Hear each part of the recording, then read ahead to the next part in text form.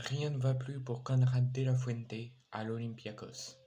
Handicapé par les blessures et non enregistré lors de la phase de poule de la Ligue Europa, l'allié américain Conrad De La Fuente verrait son prêt à l'Olympiakos écourté pour un retour dès janvier à Marseille.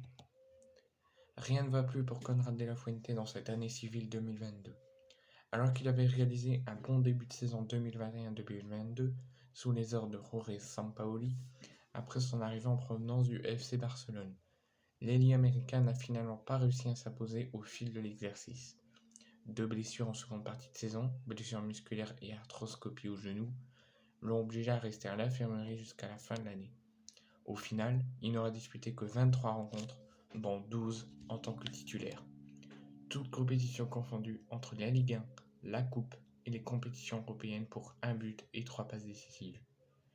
Avec le départ de l'entraîneur argentin et l'arrivée d'Igor Tudor sur le plan de la formation olympienne, l'international de la Team USA pour 3 sélections n'était pas dans les plans de son nouveau coach, qui a plus besoin de pistons que d'ailiers, l'obligeant ainsi à trouver un point de chute.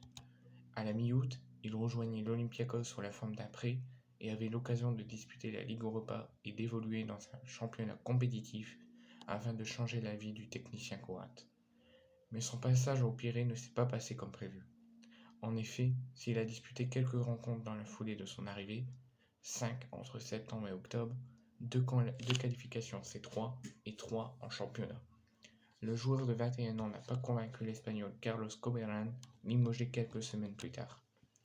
Non inscrit dans la liste de la formation grecque pour la Ligue Europa, Conrad De La Fuente n'a plus disputé la moindre minute en Super League depuis le 11 septembre dernier. Et en croire le média local, le nouvel entraîneur Mitchell, passé par l'OM entre 2015 et 2016, le nouvel entraîneur ne compterait non plus pas sur lui. Le natif de Miami pourrait avoir son prêt chez les Rouges et Blancs écourté et donc retourner à l'OM dès le mois de janvier. Un nouveau dossier sera à gérer pour Pablo Longoria, soit de lui faire confiance et de le laisser à l'OM, et j'espère vraiment pour qu'il puisse se montrer, ou le vendre au prochain mercato.